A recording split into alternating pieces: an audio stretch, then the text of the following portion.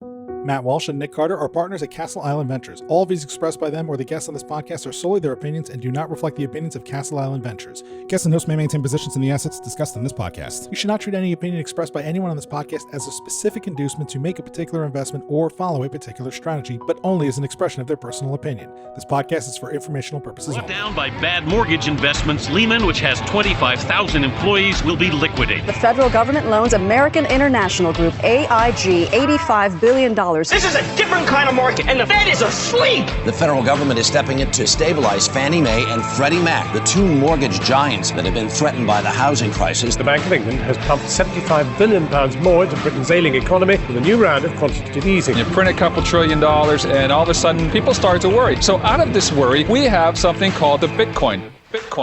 Welcome to On the Brink. I'm Matt Walsh. And I'm Nick Carter. And this episode is brought to you by Withum. If you are a regular listener of this show, you know that we take tax, accounting, and auditing very seriously. And when it comes to digital assets, building up trust and relationships with your counterparties like custodians, brokerages, and even regulators is critically important. And that's where Withum comes in. They're a top 25 accounting, tax, and advisory firm, and they have a team of professionals that is 100% dedicated to the digital asset and blockchain industry. They help out some of the highest profile companies with things like tax, advisory, accounting, for token sales, stablecoin audits, financial audits, and much, much more. These guys are not just accountants, they're crypto enthusiasts that have been in it since the beginning. They're the first accounting firm to build out a digital asset practice. Withum is passionate about this space. They're passionate about helping you. So head over to www.withum.com/crypto to learn more. Go Withum. Thank you for sponsoring us. We are investing that money in the podcast, probably. I can't tell you how many companies use Withum though in the crypto space. Yeah. They really have been super, super early. I mean, there is a deficit of accounting firms that are willing to tackle the crypto space. That's for sure. Yeah, and you can really go wrong when you don't have a good one. Well, not a lot happened this week, to be honest with you. We're all holding our breath, waiting for November. What is it, November 8, 7? Is that when it is? Sometime in the near future, there will be a new president.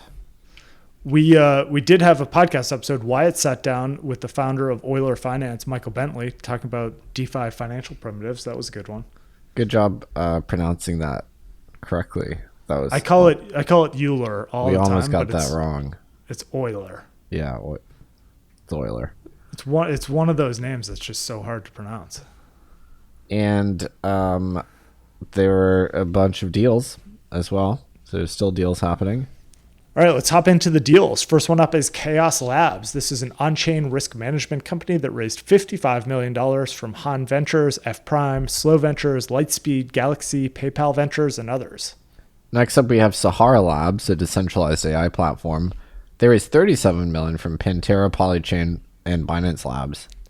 Then it's Sling Money. This is a stablecoin-based app for international payments that raised $15 million from Ribbit, Union Square, and Slow. And the Sling product is very cool. Really very strong endorsement, I guess, of what stablecoins can do in terms of seamless international payments. Is definitely one to keep an eye on. Next up, we have Ion Protocol, DeFi lending protocol. There is $4.8 million from Gumi Cryptos, Robot Ventures, and Bankless Ventures. Then it's Essential. This is an Ethereum Layer 2 network that raised $11 million from Archetype, IOSG, and Spartan Group. Then you have Parfin, an enterprise blockchain. Remember those? They raised $10 million from Parify and Framework Ventures. I actually don't know if this is an enterprise blockchain. I think this is a digital asset infrastructure company, actually. So we'll have to dust that off. But you don't want to call someone an enterprise blockchain if they're not. So yeah, we're that's not quite more sure of a slur these days. Yeah, it's a blockchain company. The block says they're permissioned ETH L2. Okay, so maybe it's a private public chain or something. I don't know. Yeah, it's not fully enterprise. I mean, it's on Ethereum, but apparently it's geared towards tokenizations and CBDCs. Big insult to just call someone a straight private blockchain. Yeah, that's mean. You can't do that. So we don't do that. Apologies for that. Next one up is Chem. This is a blockchain-based money transfer app. They raised $3 million from Tether. Then we have Rhinestone, a blockchain account abstraction platform that raised $5 million from 1KX, Coin Fund, Lattice, and Circle Ventures. Then it's SatsFlow, an Ordinals and Runes exchange that raised $7.6 million from Variant, Nascent, Coinbase Ventures, and a number of others. Then we have Rivals Network, that's Rivals with a Z, or a Z, as us Brits like to say. They're a decentralized AI protocol that raised $9 million from Delphi Ventures, D1 Ventures, and Gate.io. Then we have Orderly Network. This is a Web3 liquidity protocol that raised $5 million from OKX, Manifold Trading, and others. Busy deal week, huh? Yes, the deals, even in the doldrums of summer, are happening. And our second sponsor for this week is Coinmetrics, of course. Here is your Metrics Minute.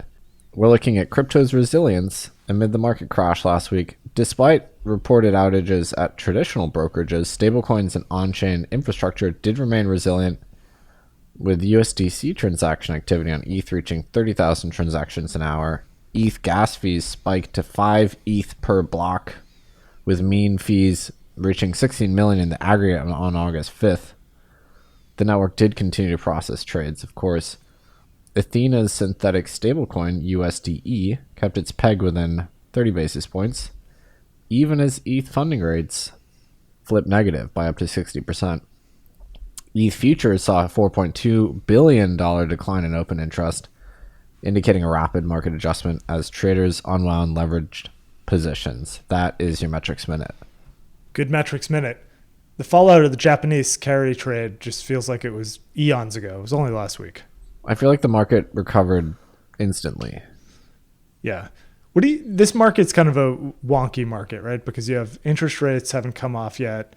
You have just the flow of crypto here with the Mt. Gox distributions and then the U.S. government selling. Feels like more of a flow story right now.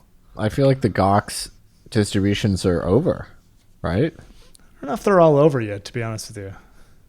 So the U.S. government is sitting on a hoard of Bitcoins, and we don't know what they're going to do with it. I think they moved $600 million into a Coinbase Prime account yesterday. So you would assume that they're selling that. We can call that a gray swan. Germany is done selling. The Plus token thing, I think, was a red herring. So, yeah, I think we're going to be in a range-bound holding pattern until the election. That's my prediction. Yeah, interest rates will be interesting here before the election, though. You could see that moving the market.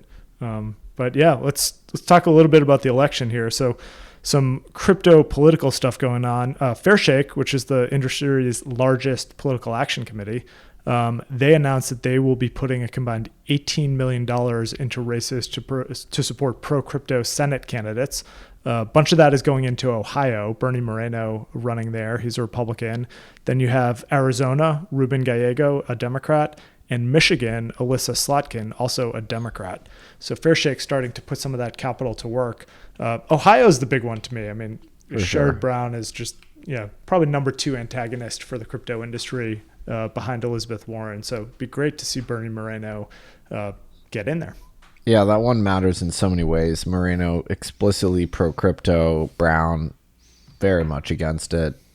That also would swing the Senate rather, closer to a Republican majority, which then influences the confirmation process, which is very important.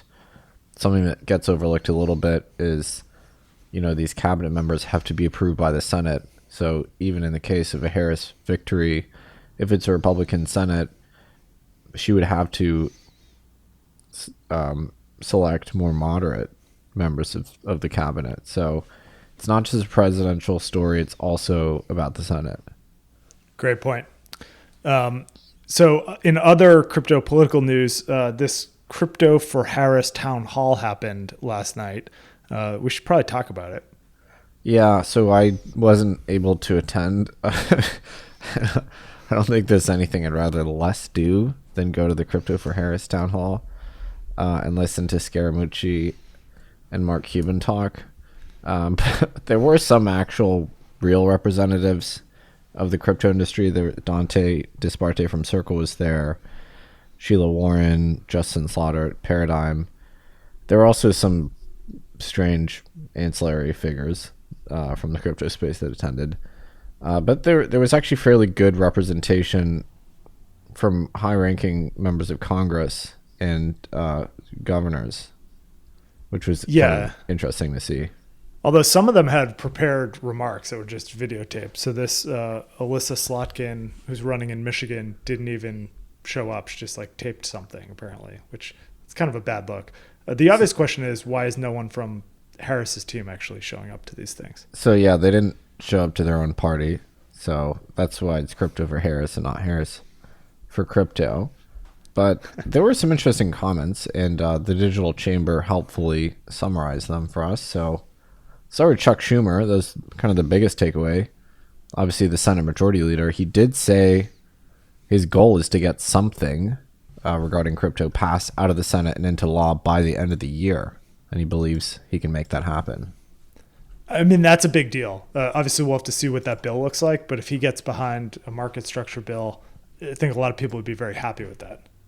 For sure. I mean, it does kind of raise the question as to why he hasn't done it already, if he is interested in passing crypto legislation. I mean, he is the Senate Majority Leader. He has a lot of power.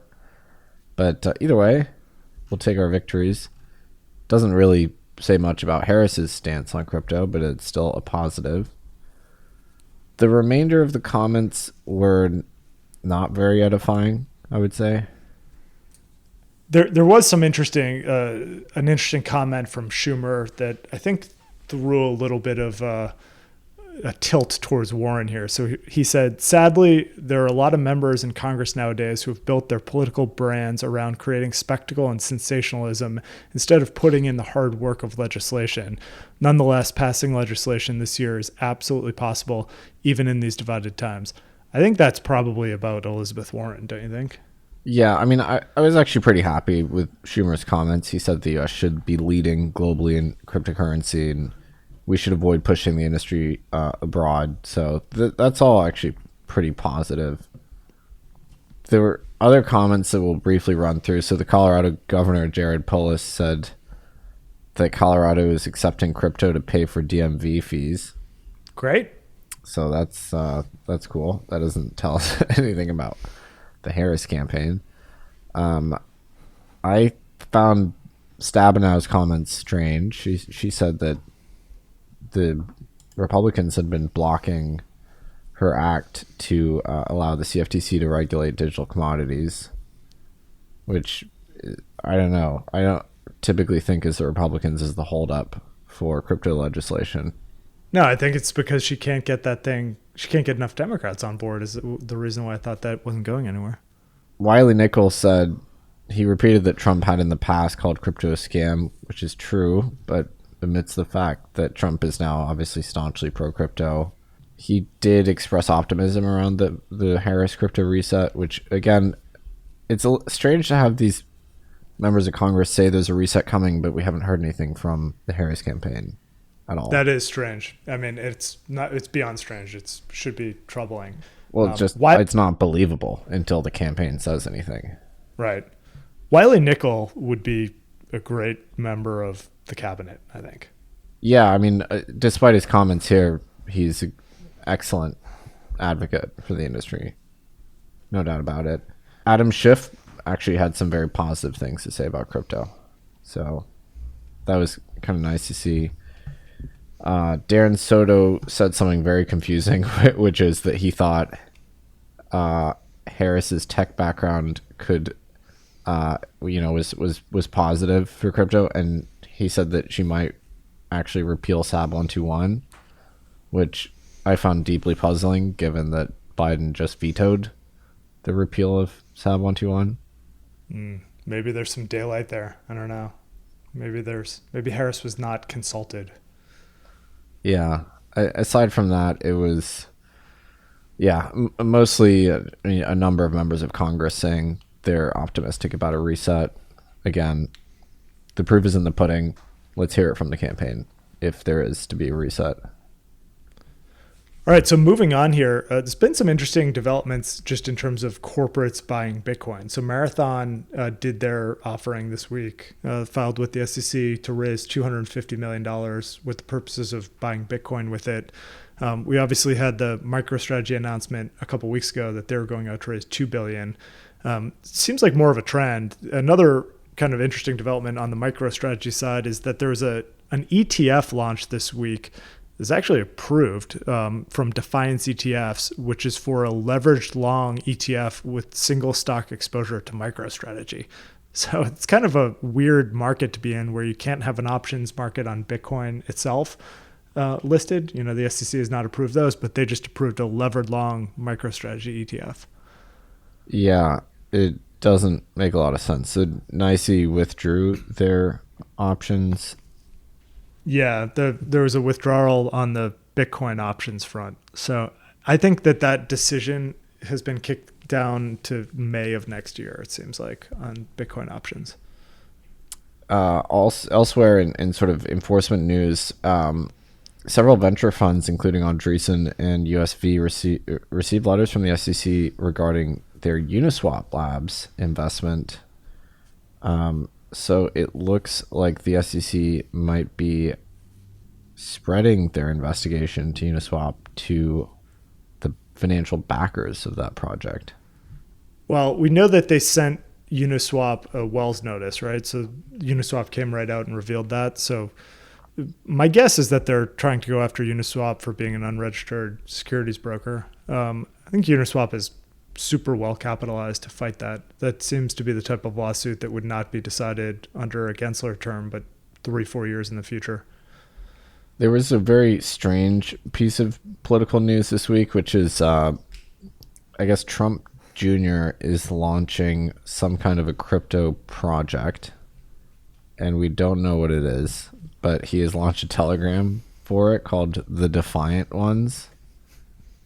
I don't know if that's a really good idea. I don't think it's a meme coin. If I had to guess, it's like some kind of security token or real estate security token. That's my guess. Are there other things to do for the next 90 days other than that, do you think? Yeah, like eyes on the prize, Don Jr. Don't get distracted with this crypto stuff. Yeah, just maybe save that for later, I would say. Perplexity, which is an AI search engine, has partnered up with Polymarket to incorporate live Polymarket odds and information into the search engine results. Pretty interesting. Polymarket is really having a moment these days.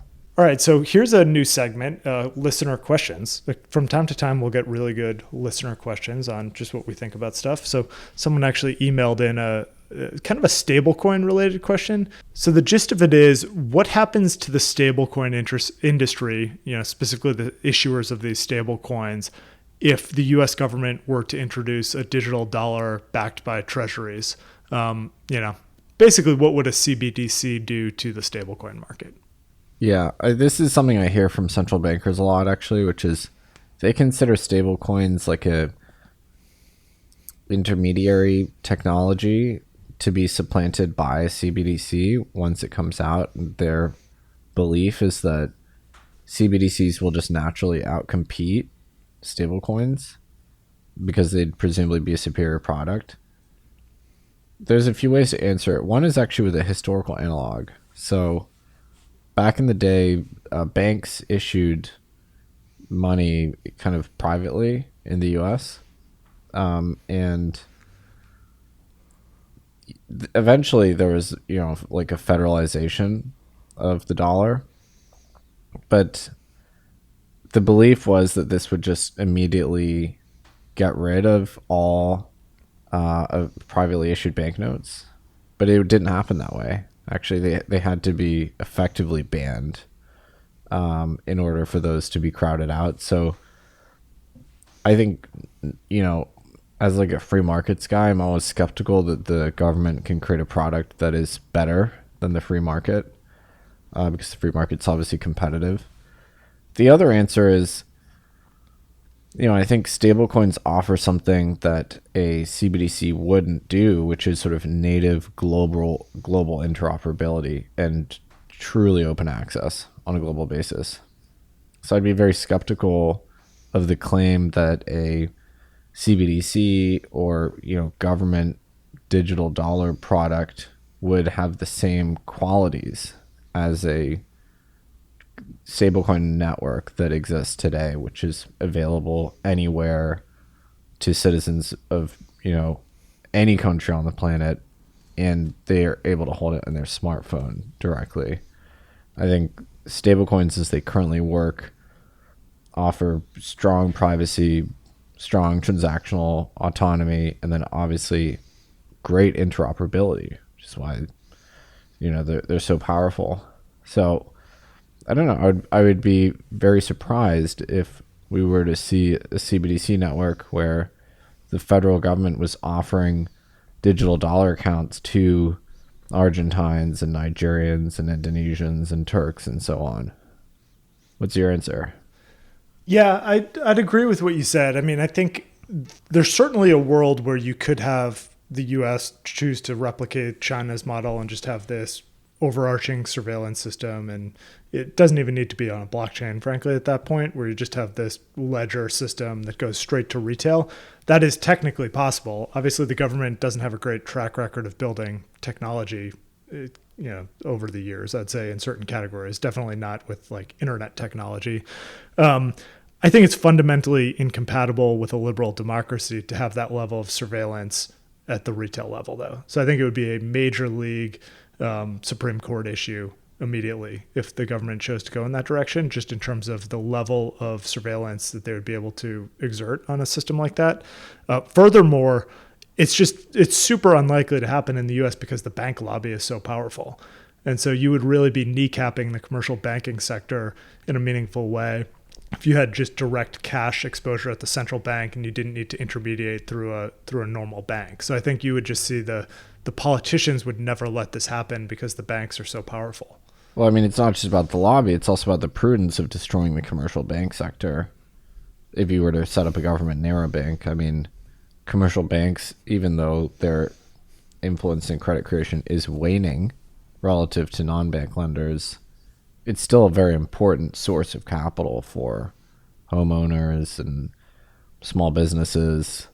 So it would be a massive credit destruction event if you were to basically disintermediate the commercial banks, which I don't think anybody wants that. No, I don't think anyone wants that. Now, I do see narrow application for a US CBDC. I think that settling bank-to-bank transactions, doing overnight repos using a CBDC style instrument that would actually just take cost out of some of these banks, that might be interesting. And you could see that catching on, where it's just moving wholesale dollars between banks or something like that, as opposed to having to navigate the relic of Fedwire. So maybe something like that could take off, but I just don't see it happening at a retail level. Yeah, I mean, banks are also public-private partnerships. They obviously are highly regulated and supervised by the government, but they are meant to be private. So this would, in effect, constitute a nationalization of the bank sector, which I don't think is in line with the way that America works, like a sweeping nationalization. Not yet. Yeah, so that's our answer. Although, tough day to be a supermarket executive, huh? Yeah. All right, here's another listener question. This one is from Byron on Warpcast. What's the best counter argument to the idea that stablecoins should and probably will be forced to KYC all holders? And this is in response to a JP Koenig stablecoin blog post. Yeah, so I really like JP's blog. I mean, he approaches stablecoins and crypto from a skeptic's perspective, but he's written some really good stuff on it. And this debate goes all the way back to a piece by Anthony Lewis, where I think he coined the term permission pseudonymity. So that's how stablecoins work. Of course, it's if you are creating or redeeming a stablecoin, you have a relationship with the issuer and your KYC'd. But then as far as the on-network stablecoin transactions are concerned, P2P, those aren't necessarily surveilled, right? So only a small portion of sort of the ultimate user base of a stablecoin product, only a small percentage of those people are known to the issuer. So the question is, will they all have to become known to the issuer eventually? So I guess like if you're using a network like PayPal, or Venmo or Zelle or something, the issuers are aware of who you are. And that's not the case with stablecoins. It's also not the case with cash, by the way. That's so the key point. If you go and withdraw cash at the bank or deposit it, yeah, the bank knows who you are, and same with ATM. Probably there's a record of that. I don't exactly know how ATMs work. But then when you transact with the cash, you don't have to tell anyone about that, right? So that's the question. And, I often say, like, if cash was invented today, it would be illegal. So the question is, can a cash standard continue to exist in the 21st century? Stablecoins contemplate a reinvigoration of the cash standard, especially as we go cashless. That's why I'm so supportive of stablecoins. I think as we've digitized the financial economy, we've lost a lot of that autonomy and privacy that comes with cash transactions. And stablecoins are an attempt to regain lost ground. But this is kind of like a tough question to answer, because I think it has to do with, do we continue down the path of creeping surveillance over finance, or do we return to, the autonomy that comes with the cash standard? Obviously, I favor the latter, but I don't actually know what's going to happen. So here's a follow-up question. And this is not from a listener, but what would happen? Let's just say that the U.S. mandated that every single stablecoin holder is KYC'd on every single hop. What would be the second order effects there? Like, who are the winners? Who are the losers? I just don't think the DeFi economy, the crypto economy, works in that case. If you have to determine who all the holders of stablecoins are, which, by the way, over 100 million active addresses hold stablecoins today. Stablecoins are settling trillions of dollars a year. Somehow figuring out how to KYC all those people, especially a global user base. I mean, I think you'd require somehow global coordination over IDs and KYC and opting into the standard. I think that'd be immensely difficult.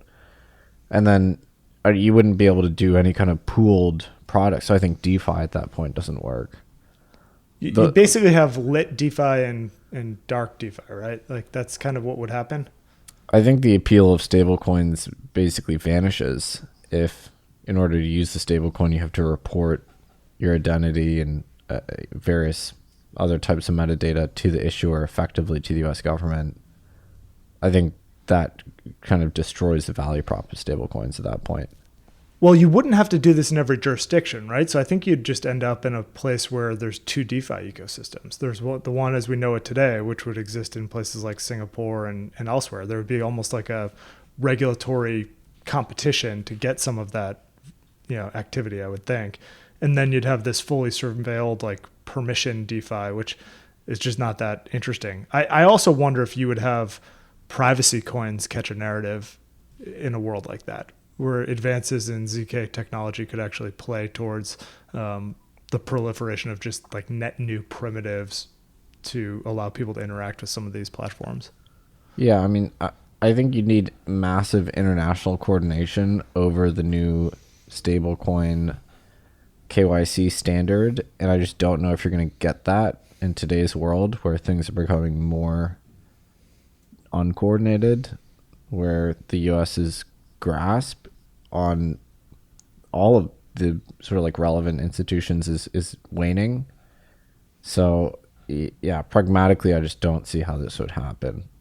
Agreed. So there was something very strange afoot in Miami, which I have to tell you about.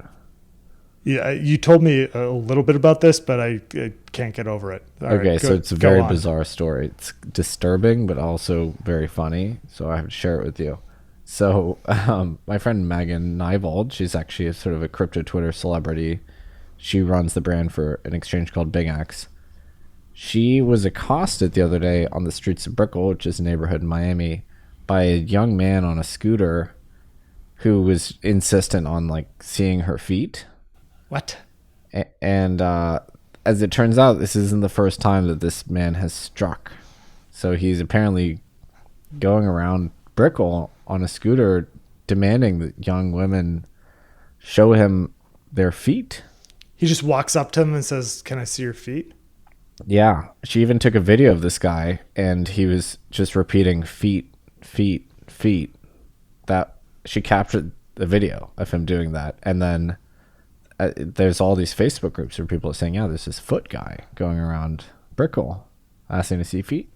Was he like a 350-pound former head coach of the New York Jets? That's an NFL reference that I don't get, but no. Come on, you don't get that? Rex Ryan with the foot fetish? Come on. So, no, look, this is very serious. Okay, you can't. I think it's a form of harassment. You can't just, ask to see people's feet. He's like a scrawny white guy in his early 20s. Yeah, crazy. You can't be doing that. No, you can't. I don't think it's legal. And local news is reporting on it. Megan she was interviewed by the local news. So wow. I have a suggestion on how we can capture the Brickell foot bandit. That's what I'm calling him. Okay. I think we should set up a sting operation. Okay. So my idea is put up posters around Miami for a phony foot pageant and say that there are judges needed. Great idea. And I think that'll lure him in. And probably other people will show up too, but especially this guy. It sounds like you're getting ready for a big party. Yeah, there's a lot of weird people down in Miami. I think there's a lot of foot enthusiasts out there. And I think we should capture him in like an oversized butterfly net. And I don't know what we would do with him at that point. But is he committing crimes? Is this an illegal type of behavior? I mean, I don't know. It seems borderline illegal. You can't just go around asking to see people's feet. Seems pretty unsettling. It's very unsettling. It's very bizarre. Anyway, if you have any information as to the whereabouts of the foot bandit, let us know. You know where that doesn't happen? Where's that? Boston. You basically living in a colder place, right? So you're just not gonna get that element. You don't have the same access to feet. That's right. There's just a lot of boots being worn. So anyway, if you've seen this guy or he's harassed you, Brink Nation, you let us know. Because we're compiling a dossier on this man. It's where you come for the hard-hitting investigations, this podcast. Yeah, I mean, I just can't stop thinking about it. It's so completely bizarre. Very strange. So that's your local news update. All right, so one more here. Did you see this WBTC? There's something going on with the signers? So Justin Sun is now getting involved in WBTC. It's a whole kerfuffle on Twitter, but people are looking at that and saying that's probably not the best type of arrangement if you have Justin Sun involved in minting of a product, which I tend to agree with. But the other interesting byproduct was Coinbase looks like they're announcing CBDCs. So Coinbase Bitcoin, a new wrapped Bitcoin product for Ethereum DeFi. That's actually that's a great idea for them. That'll be on the Base blockchain, you think? That'll be on Base. Yeah, I mean, I would expect that to instantly win. I mean, if it's Coinbase versus Justin Sun, I don't think it's much of a contest. Yeah, Coinbase has obviously a different business model to bring to bear there versus BitGo, and I don't really know what Justin Sun's business model is, but WBTC was the market leader for a long, long time. They really had a huge early lead, and they seem to be squandering it. Now, I don't know if it's the best business per se, right? Because it's not like they capture a custody fee on WBTC, so you could argue it's maybe just more of a headache for them to administer it, and maybe they just end up focusing more on the custody business. Yeah, I think there's a redemption fee. That's it, right? That's it. So unless people tend to redeem in huge size there, so I don't think you make that much money on the redemption fee. Well, congrats to Coinbase on the launch. It's very exciting, and we'll be tracking that. So I think that's it for the week. Everybody have a safe and healthy weekend, and we will see you on Monday.